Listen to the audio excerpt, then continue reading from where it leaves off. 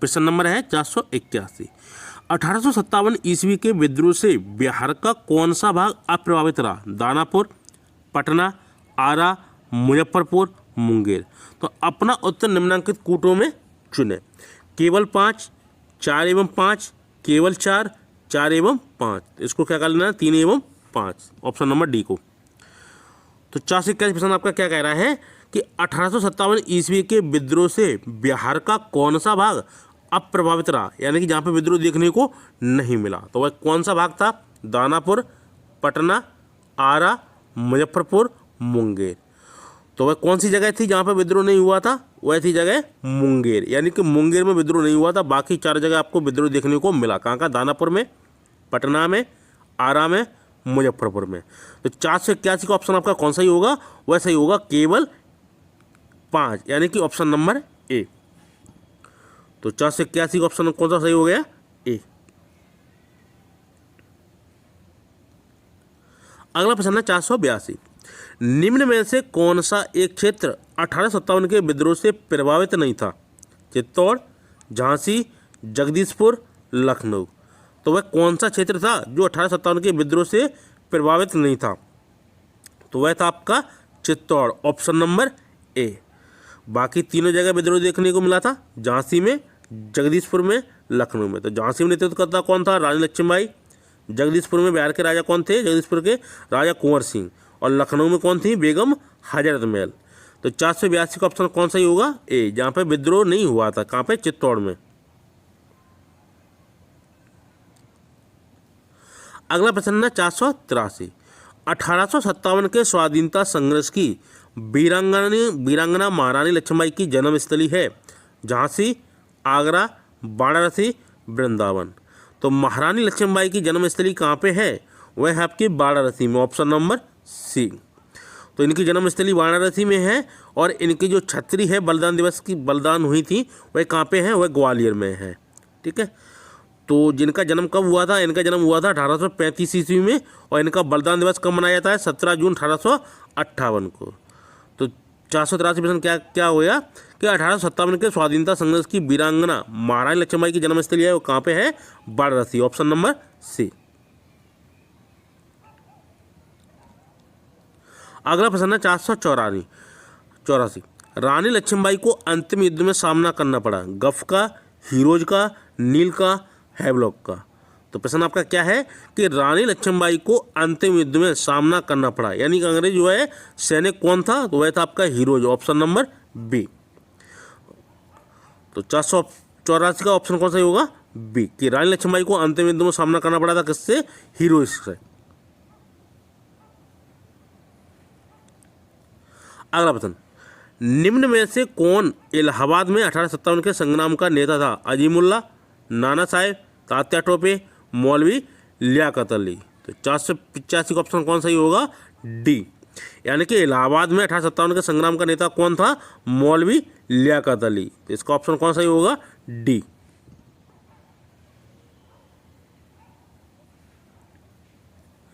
अगला प्रश्न है 486। इंडियन वार ऑफ इंडिपेंडेंस 1857 ये पुस्तक है, इसके लेखक कौन थे? R C. Majumdar, B D. Savarkar, S N. Sen, S B. Chaudhary. तो कौन सी पुस्तक है? इंडियन वॉर ऑफ इंडिपेंडेंस 1857 के लेखक कौन थे?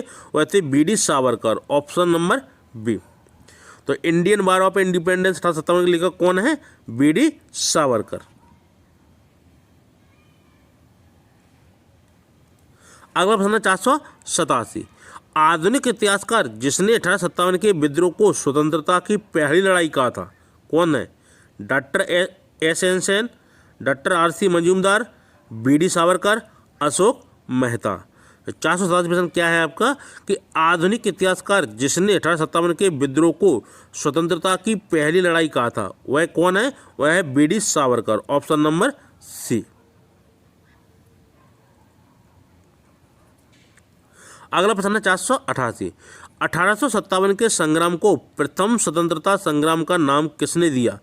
P. Roberts, B A. Smith, B D. Savarkar, उपर्युक्त सभी। तो 1857 के संग्राम को प्रथम स्वतंत्रता संग्राम का नाम किसने दिया था?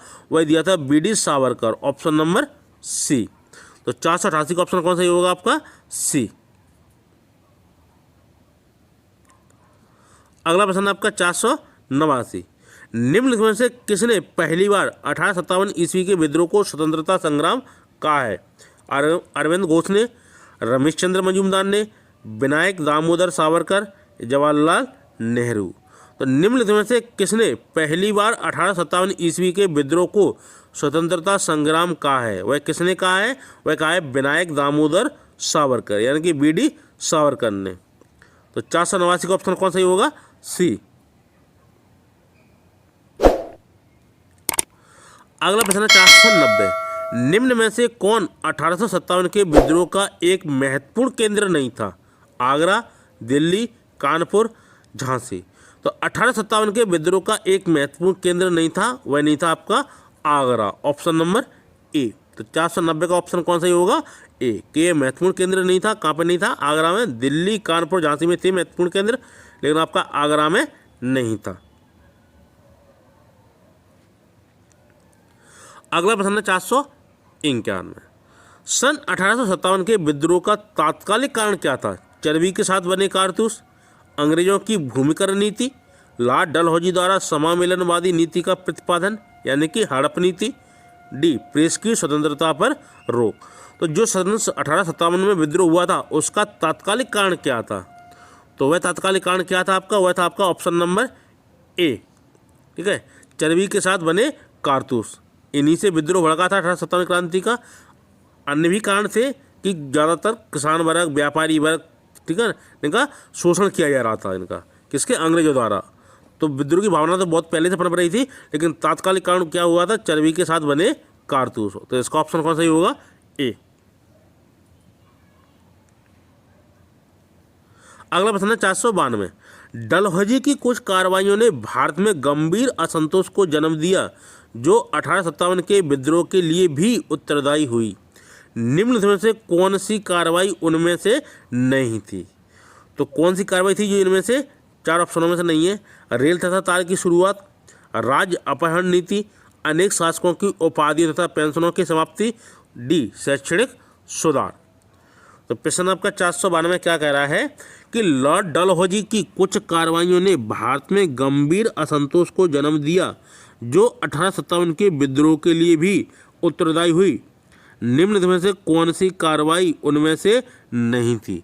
तो वह नहीं थी आपकी शैक्षणिक सुधार। इससे इसका कोई लेना देना नहीं है किससे? 1857 की क्रांति से।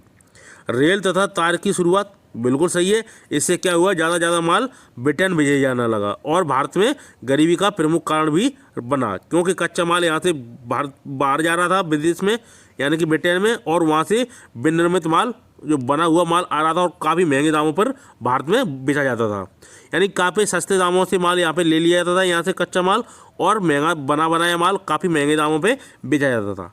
तो रेल तथा तार की शुरुआत, राज्य अपहरण की नीति, अनेक शासकों की उपाधि तथा पेंशनों की समाप्ति, ये तीनों ही कारण थे जो 1857 के विद्रोह के लिए काफ़ी थे। डी कौन सा है? शैक्षणिक सुधार। इससे इसका कोई संबंध नहीं है। अगला प्रश्न है 493, भारत के प्रथम स्वतंत्रता संग्राम का मुख्य तात्कालिक कारण था अंग्रेजों का धर्म में हस्तक्षेप का संदेह, लॉर्ड डलहौजी की हड़प नीति, सैनिक असंतोष, भारत का आर्थिक शोषण। तो 493 प्रश्न क्या है कि भारत के प्रथम स्वतंत्रता संग्राम का मुख्य जो तात्कालिक कारण था वह क्या था? तो वह था आपका ऑप्शन नंबर ए, अंग्रेजों का धर्म में हस्तक्षेप का संदेह, जैसे कि चर्बी वाले कारतूस। तो ये धर्म में ही हस्तक्षेप माना जाएगा, क्योंकि जो हिंदू मुस्लिम थे उनमें सूअर और गाय की चर्बी जो मिलाई गई थी, इनके दोनों के धर्म ही भ्रष्ट हो रहे थे। ठीक है, तो भारत के प्रथम स्वतंत्रता संग्राम का मुख्य तात्कालिक कारण क्या था? अंग्रेजों का धर्म में हस्तक्षेप का संदेह। अगला प्रश्न 494, 1857 ईस्वी का विद्रोह मुख्यतः किस कारण से असफल रहा? ऑप्शन नंबर ए, किसी सामान्य योजना और केंद्रीय संगठन की कमी के कारण, हिंदू मुस्लिम एकता की कमी के कारण, इसके प्रभाव का सीमित क्षेत्र होना या जमींदारों की असहभागिता, यानी कि इसमें उन्होंने सहयोग नहीं किया था। तो 1857 ईस्वी का विद्रोह का मुख्यतः किस कारण से असफल रहा, यानी कि असफल किस कारण से हुआ था, वह हुआ था ऑप्शन नंबर ए से। कैसे कि किसी सामान्य योजना और केंद्रीय संगठन की कमी, यानी कि इसका जो केंद्रीय नेतृत्व था वह कोई दमदार नेता नहीं था, यानी कि जहाँ जैसा जिसको विद्रोह करने का मौका मिला उसने विद्रोह किया, इसमें कोई एक सूत्रधार नहीं था, यानी कि एक कोई केंद्रीय शक्ति नहीं थी जो सभी को निर्देशित कर सके। तो 494 ऑप्शन कौन सा ही होगा, केवल ए। अगला प्रश्न आपका 495 1857 ईस्वी के स्वतंत्रता संग्राम का कारण था भारतीय शासकों का असंतोष, ब्रिटिश द्वारा आर्थिक शोषण, धार्मिक कारण, उक्त में सभी। तो 1857 ईस्वी के स्वतंत्रता संग्राम का कारण था, वह कौन सा कारण था, वह तीनों ही कारण थे। भारतीय शासकों का असंतोष था, ब्रिटिश द्वारा आर्थिक शोषण किया जा रहा था और धार्मिक कारण भी थे। तो इसमें से उक्त आपका सही होगा ऑप्शन नंबर डी। अगला प्रश्न आपका 496 अपने पुत्र के स्थान पर दूसरे उत्तराधिकारी को गोद लेने के अधिकार को पुनः स्थापित किया था। लॉर्ड कैनिंग ने 1858 के भारत के अधिनियम ने 1860 में सनद के जारी किए जाने से 1858 की सामग्री की घोषणा ने। तो प्रश्न क्या है 496 अपने पुत्र के स्थान पर दूसरे उत्तराधिकारी को गोद लेने के अधिकार को पुनः स्थापित किया था, वह किस अधिनियम के माध्यम से किया गया था, वह किया गया था ऑप्शन नंबर डी।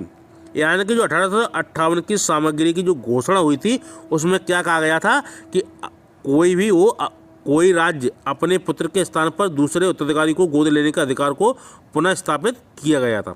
यानी कि पहले क्या गोद लिया जाता था, जिनके पुत्र नहीं होते थे तो उनको दत्तक पुत्र बोला जाता था। लॉर्ड डलहौजी ने यह नियम खत्म कर दिया था, यानी कि जिनके पास इनकी वास्तविक संतान नहीं है, यानी कि उन्होंने कोई दत्तक पुत्र लिया है तो उनका राज्य हड़प लिया जाता था।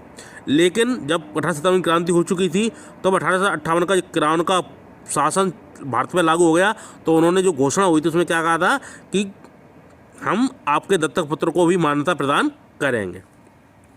तो 496 का ऑप्शन कौन सा है, डी।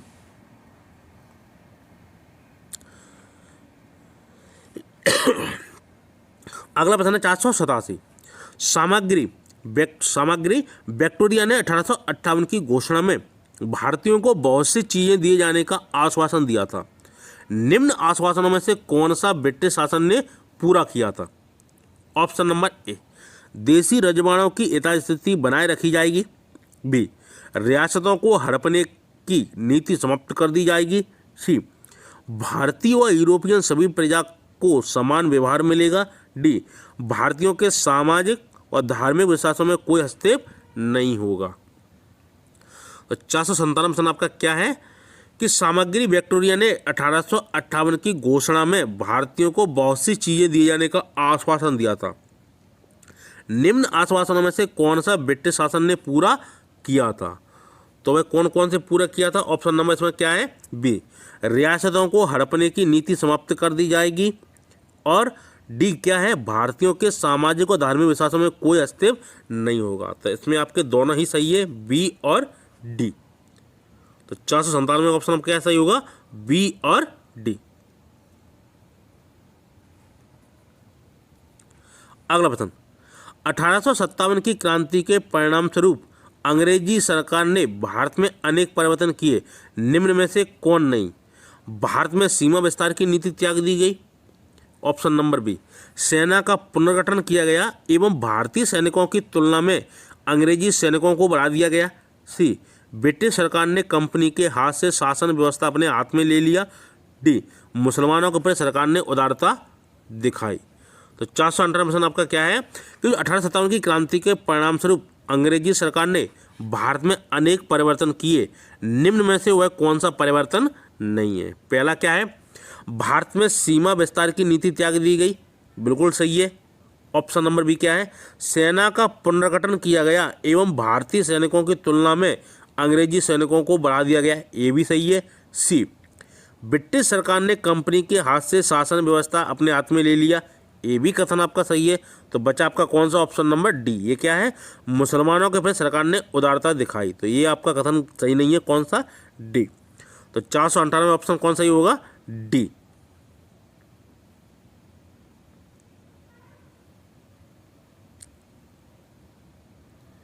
अगला प्रश्न है 499। 1857 के विद्रोह के बाद ब्रिटिश अधिकारियों द्वारा भारतीय सैनिकों की भर्ती अधिकांशतः निम्नलिखित की जाती थी। पूर्व के बंगाली और उड़िया, यूपी और बिहार के ब्राह्मण, उत्तर में गोरखा, सिख, पंजाबी, दक्षिण में मद्रास प्रेसिडेंसी और पश्चिम में मराठा।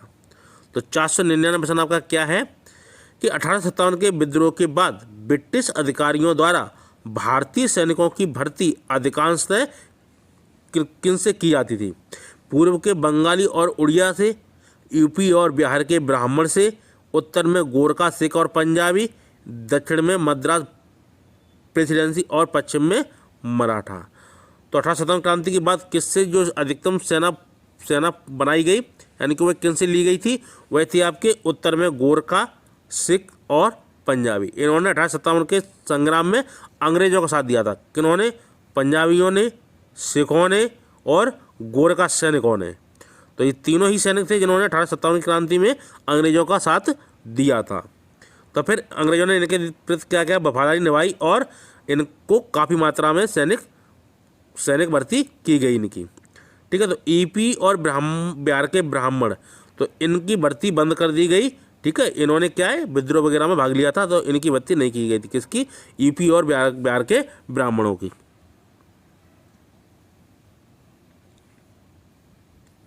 अगला प्रश्न है 500। 1857 के विद्रोह के पूर्व सिपाहियों के असंतोष के कारणों में सबसे गंभीर कारण क्या था। जाति भेदों का अनुपालन नहीं होना, पदोन्नति और वेतन का प्रश्न, दूरस्थ क्षेत्रों में लगातार अभियान पर भेजा जाना, अनुशासन एवं नियंत्रण के लिए उपयुक्त तथा समान प्रक्रिया का नहीं होना। 500 प्रश्न क्या कह रहा है कि 1857 के विद्रोह के पूर्व सिपाहियों के असंतोष के कारणों में सबसे गंभीर कारण क्या था। तो गंभीर कारण कौन सा था, वह था आपका ऑप्शन नंबर सी, दूरस्थ क्षेत्रों में लगातार अभियान पर भेजा जाना। इससे क्या हुआ, 1857 के विद्रोह के पूर्व सिपाहियों के असंतोष के कारणों में सबसे गंभीर कारण बना। कौन सा, दूरस्थ क्षेत्रों में लगातार अभियान पर भेजा जाना। अगला प्रश्न है 501।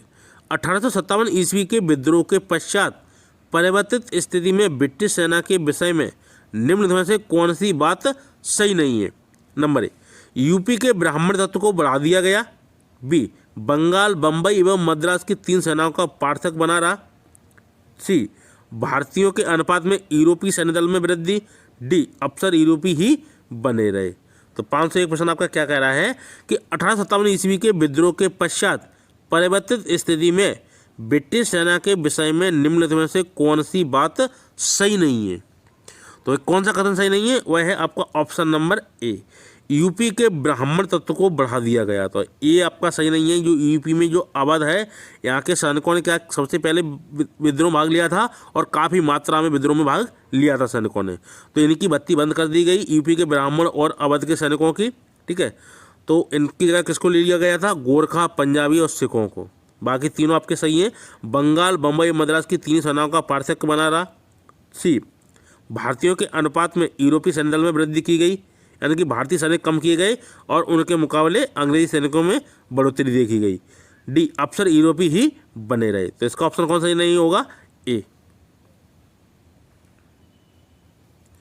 अगला प्रश्न है 502। 1857 की क्रांति के आरंभ के पूर्व निम्नलिखित में से कौन भारतीय सैनिकों में आक्रोश का कारण नहीं था।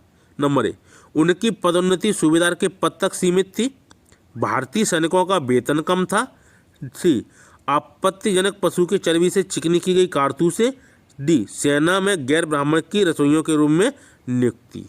तो 502 प्रश्न आपका क्या कह रहा है कि 1857 की क्रांति के आरंभ के पूर्व निम्नलिखित में से कौन भारतीय सैनिकों में आक्रोश का कारण नहीं था। तो वह कौन सा कारण नहीं था, वह नहीं था आपका ऑप्शन नंबर डी, यानी कि सेना में गैर ब्राह्मण की रसोइयों के रूप में नियुक्ति। इससे सैनिकों के आक्रोश से कोई लेना देना नहीं था। बाकी तीनों थे, उनकी पदोन्नति सूबेदार के पद तक ही सीमित थी, ये कारण बना सैनिकों के आक्रोश का। नंबर बी, भारतीय सैनिकों का वेतन कम था, ये भी सही है। सी, आपत्तिजनक पशु की चर्बी से चिकनी की गई कारतूसें। तो ये तीनों ही कारण थे जो सैनिक के असंतोष के कारण बनी। इनका चौथा ऑप्शन से इसका कोई संबंध नहीं है। तो इसका ऑप्शन कौन सही होगा? डी। अगला प्रश्न, 1857 की क्रांति से पूर्व ब्रिटिश और भारतीय सेना का देश में क्या अनुपात था? 1:5, 1:4, 1:6, 1:7। यानी कि जो 1857 क्रांति से पहले ब्रिटिश और भारतीय सेना का देश में क्या अनुपात था? यानी कि ब्रिटिश अनुपात और भारतीय सैनिकों का अनुपात वह कितना था? 1:5। तो यानी कि 1 अनुपात में ब्रिटिश सैनिक थे 1857 क्रांति से पहले, और भारतीय सैनिकों का अनुपात कितना था? 5। यानी कि जो बाद में 1857 क्रांति के बाद कम कर दिया जाता है, काफ़ी कम कर दिया जाता है। तो 503 का ऑप्शन कौन सही होगा? ए।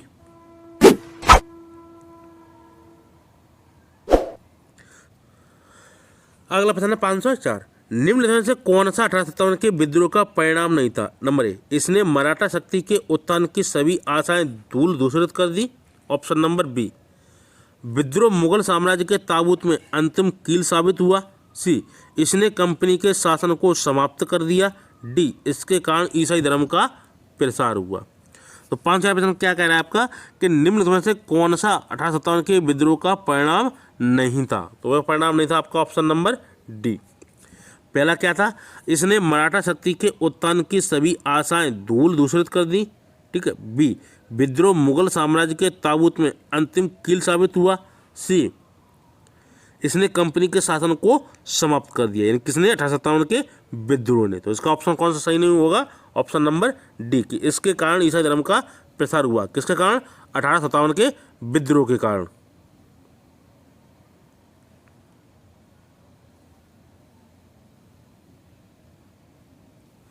अगला प्रश्न है 505, निम्नलिखित नीतियों में से कौन सी एक नीति 1857 के विद्रोह के बाद अंग्रेजों ने देशी राज्यों के प्रति अपनाई? ऑप्शन नंबर ए, भारतीय राज्यों को अधिक शक्तियां प्रदान करना। भारतीय राज्यों को ब्रिटिश साम्राज्य में मिलाना। सी, भारतीय राज्यों को विदेशी शक्तियों के साथ संबंध बनाने की छूट देना। ऑप्शन नंबर डी, भारतीय राज्यों की यथास्थिति बनाए रखना। तो प्रश्न 505 क्या कह रहा है कि निम्नलिखित नीतियों में से कौन सी एक नीति 1857 के विद्रोह के बाद अंग्रेजों ने देशी राज्यों के प्रति अपनाई?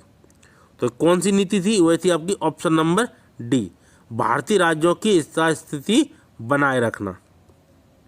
इससे पहले क्या हो रहा था कि जो भी देशी राज्य जिनके पुत्र नहीं थे उनको मिला लिया जाता था ब्रिटिश साम्राज्य में। तो प्रश्न 505 क्या है कि निम्नलिखित नीतियों में से कौन सी एक नीति 1857 के विद्रोह के बाद अंग्रेजों ने देशी राज्यों के प्रति अपनाई? वह क्या थी? भारतीय राज्यों का यथास्थिति बनाए रखना, यानी कि अब इनका विलय नहीं करना। तो 505 का ऑप्शन कौन सही होगा? डी। अगला प्रश्न है 506, किस समकालीन ब्रिटिश सांसद ने 1857 ईस्वी के विद्रोह को राष्ट्रीय विद्रोह की संज्ञा दी थी? गिलस्टोन, लॉर्ड एलनबरो, डिजराली, लॉर्ड कैनिंग। तो प्रश्न 506 आपका क्या है कि किस समकालीन ब्रिटिश सांसद ने 1857 ईस्वी के विद्रोह को राष्ट्रीय विद्रोह की संज्ञा दी थी? तो वह कौन था आपका? वह था डिजराली। Option number C. तो डिजराली ने क्या कहा था कि 1857 ईस्वी के विद्रोह जो हुआ था वह कैसा विद्रोह था? राष्ट्रीय विद्रोह था।